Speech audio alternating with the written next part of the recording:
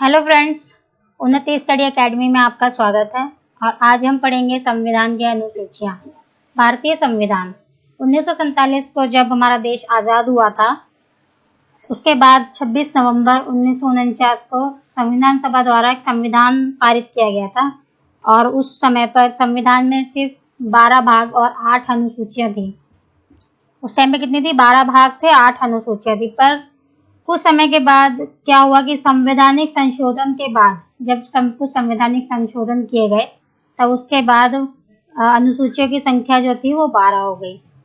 पहले 22 भाग और 8 अनुसूचियां थी। बाद में इसको क्या किया, संशोधन करने के बाद अनुसूचियां बढ़ गई, यानी कि कितनी होगी? 12 हो गई। ठीक है। तो जो संविधान में अनुच्छेद को जो बताते हैं उन्हें हम अनुसूची कहते हैं, कि हमारे संविधान में कितने अनुच्छेद हैं और उसमें कितने भाग हैं और उन भागों में कितनी अनुसूचियां हैं और उन अनुसूचियों में क्या कहा गया है, वो सारी चीजें हमारे संविधान में निहित है। ठीक है ना। तो वर्तमान में 395 अनुच्छेद है। संविधान संशोधन अधिनियम 1992 के अंतर्गत दो संशोधन किए गए थे। 73वां संशोधन किया गया था और 74वां संशोधन किया गया था, जिसके द्वारा 2 अनुसूचियां और जोड़ी गई थी। कौन कौन सी? 11वीं अनुसूची और 12वीं अनुसूची। ठीक है। 1992 में 73वें और 74वें 2 संशोधन किए गए थे, जिनके द्वारा 2 अनुसूचियां और जोड़ी गई। वो कौन सी थी? 11वीं और 12वीं 2 अनुसूची जोड़ी गई थी। ठीक है। तो इसमें पहली अनुसूची कौन सी थी? पहली अनुसूची थी जिसमें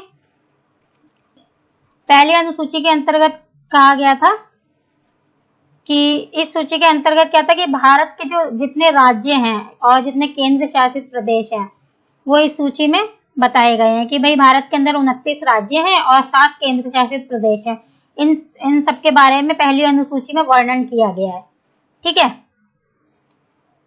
नेक्स्ट अनुसूची है दूसरी अनुसूची में क्या है? इस सूची के अंतर्गत सरकार के उच्च पदों पर मिलने वाले वेतन, यानी कि सरकारी जितने भी उच्च पदों पर जितने भी जो उच्च पदाधिकारी होते हैं, जैसे कि राष्ट्रपति, राज्यपाल, लोकपाल, अध्यक्ष, उप सभापति, उच्च न्यायालय और उच्च न्यायालय के जो न्यायाधीश होते हैं, जितने भी मतलब उच्च पदों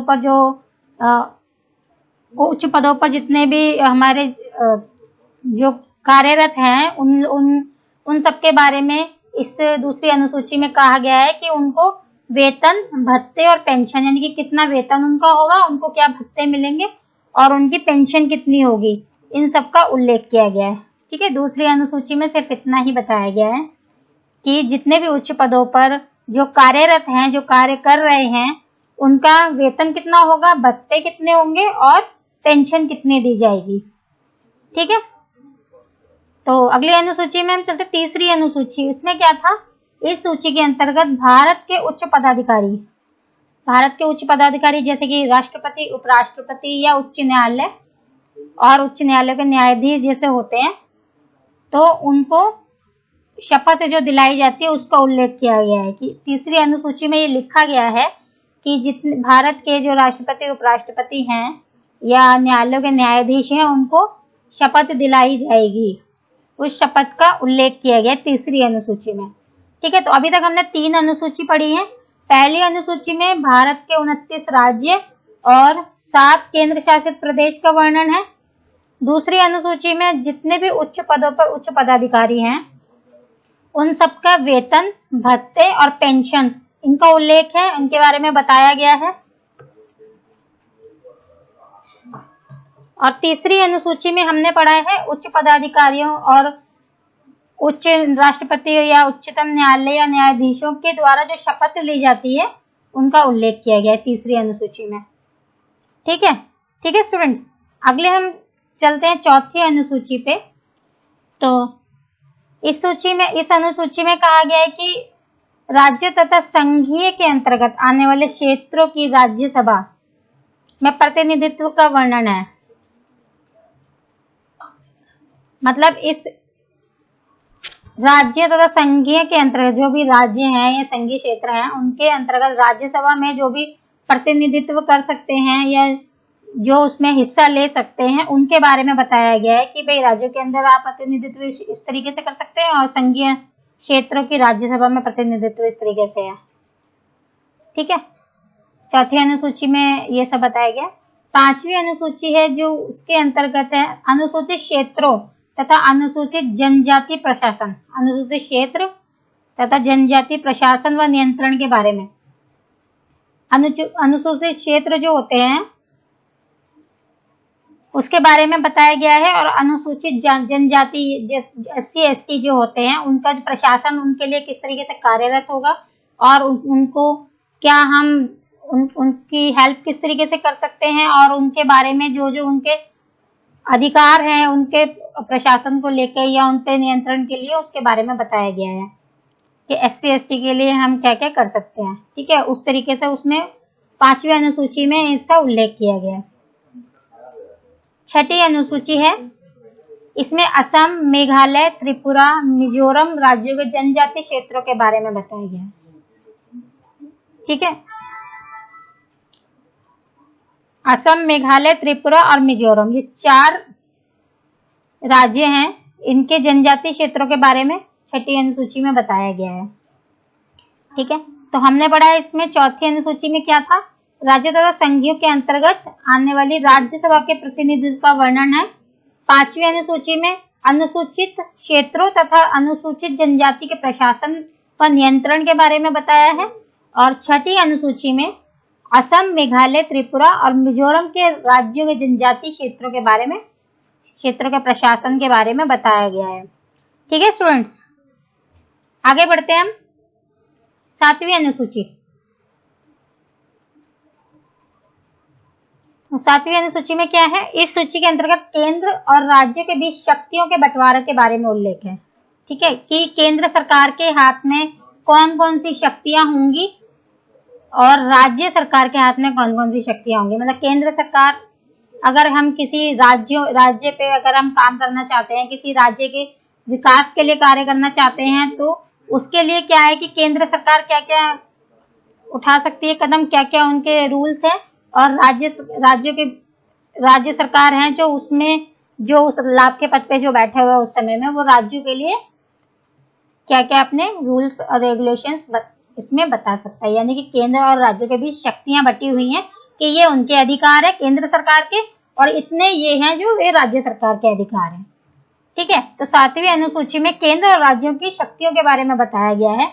इस सूची के अंतर्गत क्या है, 3 उप सूचियां भी आती हैं, 3 उप सूचियां आती हैं। वो क्या है, पहली आती है संघ सूची। संघ सूची में क्या है, इसके अंतर्गत 100 विषय दिए गए हैं, यानी कि 100 विषय हैं जिसमें उन्होंने कानून को बताया गया है कि इन विषयों में कानून बनाने का अधिकार केवल केंद्र सरकार को है।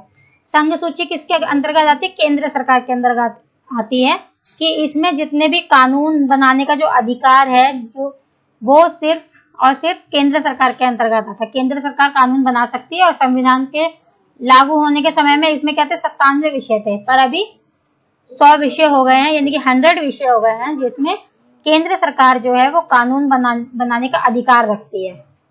ठीक है, दूसरा क्या है, राज्य सूची। अब राज्य सूची में क्या है, जिस तरीके से केंद्र सरकार को कानून बनाने का अधिकार था, राज्य सूची में क्या है कि राज्य सरकार को अधिकार होता है। किसमें, राज्यों में। जैसे कि इस अनुसूची के अंतर्गत कानून बनाने का अधिकार किसको होता है, राज्य सरकार को होता है, वो सिर्फ राज्य सूची में आता है। यानी कि एक तरफ होता है कि संघ सूची जिसमें केंद्र सरकार अपने कानून बनाती है जो पूरे देश पे लागू होता है, और एक तरफ होता है कि राज्य सूची जिसके अंदर जो भी कानून बनते हैं वो राज्यों पर लागू होता है। ठीक है, इसका अधिकार सिर्फ राज्य सरकार को होता है। इसी तरीके से इस सूची में 61 विषय दिए गए हैं। कितने विषय, 61। केंद्र सरकार में कितने विषय थे, संघ सूची में जो केंद्र सरकार अधिकार था जिसको, उसमें थे 100 विषय अभी हैं प्रेजेंट में, पहले 97 विषय थे पर अभी 100 हो गए हैं। ठीक है, उसी तरह राज्य सूची में है 61 विषय हैं। उस टाइम पे उनके पास 66 विषय थे, यानी कि 66 विषय थे जिसपे वो अपने कानून बना सकती थी, कानून बनाने का अधिकार था जिसको राज्य सूची में। ठीक है, तीसरा है समवर्ती सूची। समवर्ती सूची क्या होती है, जिसमें दोनों, केंद्र सरकार हो या राज्य सरकार हो, दोनों मिलकर अगर कोई कानून बनाती है, दोनों सरकारों को कानून बनाने का अधिकार होता है कि भाई इस जगह पे केंद्र सरकार कार्य करेगी और इस जगह पे राज्य सरकार कार्य करेगी। मान लो ये कॉलम हमने बनाया है, ठीक है, यहाँ पे क्या केंद्र सरकार कार्य करेगी और यहाँ पे राज्य सरकार कार्य करेगी।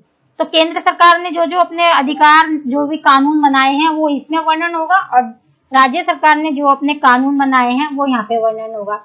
लेकिन ये दोनों ही क्या होते हैं, समवर्ती सूची में आते हैं, क्योंकि इसके अनुसार केंद्र और राज्य दोनों ही सरकारें कानून बना सकती हैं। ठीक है दोस्तों, इसके अनुसार क्या है, केंद्र व राज्य दोनों ही कानून बना सकती हैं। राज्य द्वारा बनाया गया कानून उस समय समाप्त माना जाता है जब विषय समान हो, यानी कि दोनों के विषय जो हैं समान हो। जैसे टोटल इसमें अभी क्या है, 52 विषय है ना, अगर मान लो 52 ही विषय पे कानून बन रहे हैं, 52 पे ही केंद्र सरकार ने बनाए और 52 पे ही राज्य सरकार ने बनाए, तो क्या होगा, राज्य सरकार के कानून है जो वो खत्म माने जाएंगे, क्योंकि केंद्र सरकार ने भी उस पर कानून बनाया है। क्योंकि हमारे देश में क्या है, प्रधानमंत्री हमारे देश का प्रमुख होता है, तो इसीलिए क्या होता है, प्रधानमंत्री जी जो भी कानून बनाते हैं, यानी केंद्र सरकार जो भी कानून बनाती है वो पूरे देश पर लागू होता है। ठीक है, लेकिन जब केंद्र सरकार की तरफ से कोई भी रूल्स रेगुलेशन नहीं होता है, यानी कोई भी कानून नहीं होता है, तो राज्य सरकार द्वारा बनाए गए कानून ही राज्य पे लागू किए जाते हैं। ठीक है, तो संविधान के समय में इसमें कितने थे, इसमें 47 विषय थे सिर्फ। जब संविधान लागू किया गया था, संविधान सभा का गठन हुआ था, तब उस समय में इसमें 47 विषय थे। तो अभी वर्तमान में कितने हैं, 52 विषय हैं। ठीक है, यानी कि अभी हमने 7वीं अनुसूची में क्या पढ़ा, 7वीं अनुसूची में था केंद्र और राज्यों के बीच शक्तियों का बंटवारा किया गया है। बंटवारा किन किन चीजों का है उसके बारे में इसमें बताया गया है, यानी कि 7वीं सूची में है कि केंद्र सरकार और राज्य सरकार के बीच में भाई कुछ शक्तियां हैं जिन्हें हमने बांट दिया गया है। कि पहले हमने दिया गया है संघ सूची, संघ सूची में टोटल 100 विषय हैं, जिसमें केंद्र सरकार को कानून बनाने का अधिकार है जो पूरे देश पे लागू होता है, चाहे वो किसी भी स्टेट की बात हो, नॉर्थ से लेके साउथ तक कोई सा भी स्टेट हो, अगर केंद्र सरकार कोई भी कानून बनाती है तो वो पूरे देश पर लागू होता है। ठीक है, राज्य सूची में क्या है कि कानून बनाने का अधिकार सिर्फ राज्य सरकार को होता है और इसमें 61 विषय हैं, और अगर जब ये राज्य सरकार जब कानून बनाती है तो वो कानून के राज्यों पर लागू होता है। ठीक है, संघ सूची में जो कानून बने हैं यानी केंद्र सरकार जो बनाती है वो पूरे देश पर लागू होता है, और राज्य सूची में बताया गया है कि राज्य सरकार अगर कानून बना रही है तो वो सिर्फ राज्यों पर लागू होता है। ठीक है, इसमें 66 विषय थे। तीसरी हमने समवर्ती सूची पढ़ी, इसमें क्या कॉमन है, क्यों, इसमें टोटल 52 विषय हैं और इस सूची के अंतर्गत केंद्र व राज्य दोनों ही सरकारें कानून बना सकती हैं। ठीक है, दोनों विषय अगर बराबर हुए, यानी केंद्र सरकार ने भी उतने ही कानून बनाया और उतने ही विषय पर अपने कानून बनाए, और राज्य सरकार ने भी उतने ही विषय पर अगर कानून बनाए, तो राज्य सरकार का वहां पे नहीं चलेगा, सिर्फ केंद्र सरकार के ही नियम पूरे उस पर लागू कर दिए जाएंगे। लेकिन जब केंद्र सरकार वहां नियम नहीं बना रही, सिर्फ राज्य सरकार बना रही है, तो राज्य सरकार के ही नियम चलते हैं। ठीक है, तो संविधान लागू होने के समय इसमें 47 विषय थे और अभी वर्तमान में 52 विषय हैं।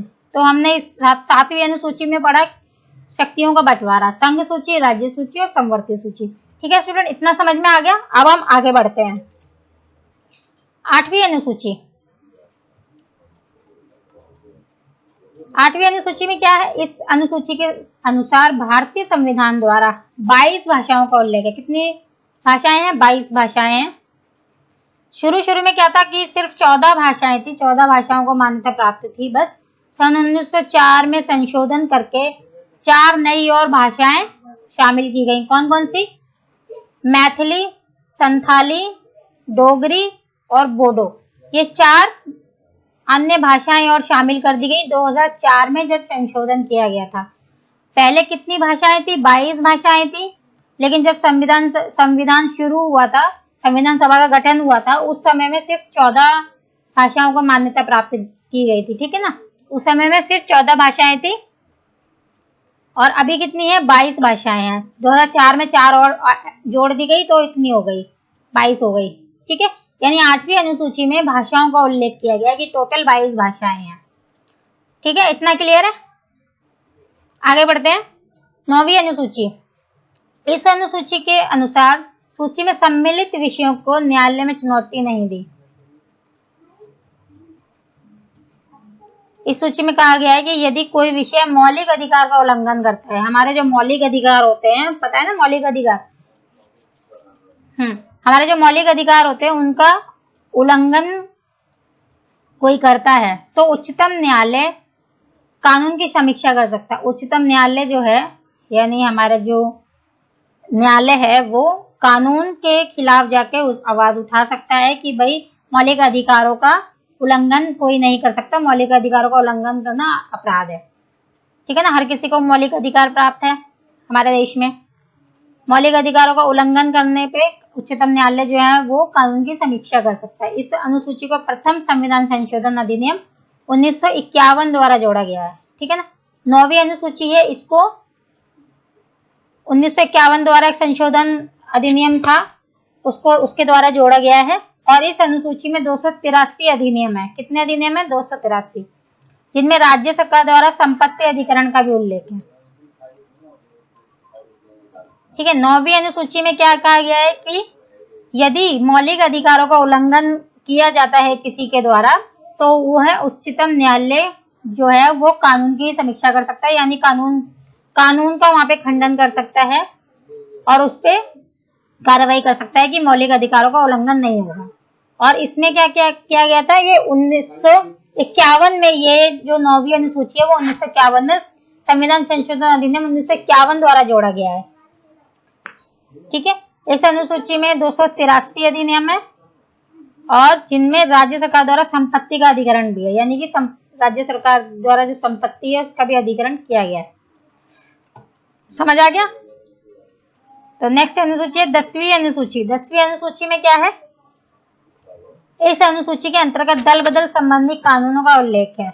दल बदल संबंधी कानून, इसे 52वें संविधान संशोधन द्वारा 1985 द्वारा मूल संविधान में जोड़ा गया है। 10वीं अनुसूची में बताया गया है कि दल बदल संबंधी जो कानून है उसके बारे में वर्णन है और 52वें संविधान संशोधन अधिनियम 1985 द्वारा मूल संविधान में इसको जोड़ दिया गया था।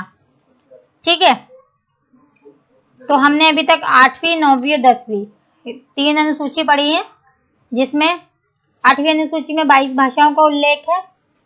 ठीक है, 9वीं अनुसूची में बताया गया है कि भाई मौलिक अधिकार का उल्लंघन अगर होता है तो उच्चतम न्यायालय उस पर कार्रवाई कर सकता है, उसके द्वारा अपना फैसला दे सकता है। ठीक है, और 10वीं अनुसूची में दल बदल संबंधी कानूनों का उल्लेख किया गया है। ये 3 बातें हैं जो इन तीनों अनुसूची में है। पढ़ते हैं नेक्स्ट अनुसूची की तरफ। 11वीं अनुसूची। 11वीं अनुसूची में क्या है? यदि अनुसूची हमें पंचायती राज के बारे में बताती है। ये जो अनुसूची है इसमें पंचायती राज, यानी जिसके अंतर्गत पंचायती राज से संबंधित 29 विषय हैं। ठीक है, पंचायती राज से संबंधित 29 विषय हैं। इस अनुसूची को 73वें संविधान संशोधन अधिनियम 1992 द्वारा जोड़ा गया है। ठीक है, पंचायत से रिलेटेड की भाई गांव में जैसे पंचायत बैठाते हैं, वहां पे एक मुखिया होता है और उसके नीचे जो छोटे कार्यरत होते हैं, जो सारे काम करते हैं, जितने भी नियम वहां पे बनते हैं, उससे संबंधित 29 विषय हैं। छोटे छोटे 29 कार्य जैसे आते हैं कि भाई वहां पे पानी की सुविधाएं होनी चाहिए, वहां पे सड़कें ठीक ठाक होनी चाहिए, स्कूल होने चाहिए। इस तरीके से 29 विषय हैं जो गांव में विकास करते हैं, विकास के लिए कार्यरत हैं। ये सारे विषय जी वहां पे विकास किया जाए इन तरीके से। तो इस तरीके से 29 विषय हैं जो 11वीं अनुसूची में बताए गए हैं, इसमें उल्लेख किया गया इसका, और इसको 73वें संविधान संशोधन अधिनियम 1992 द्वारा जोड़ा गया है।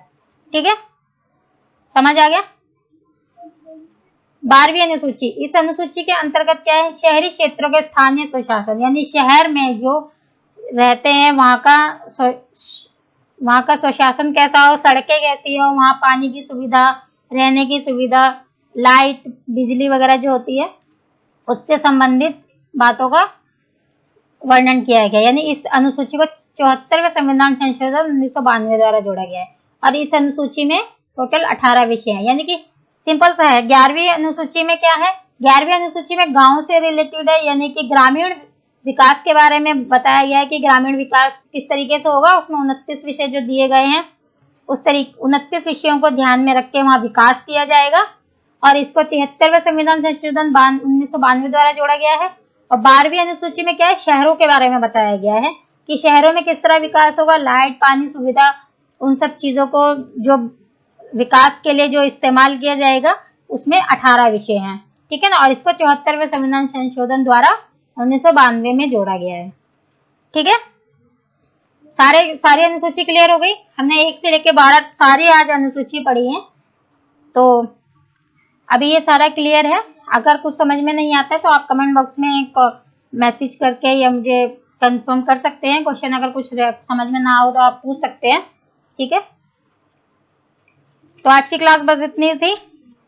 Thank you. अगर आपको वीडियो अच्छी लगी हो तो हमारे चैनल को लाइक करें, शेयर करें, सब्सक्राइब भी करें। Thank you so much.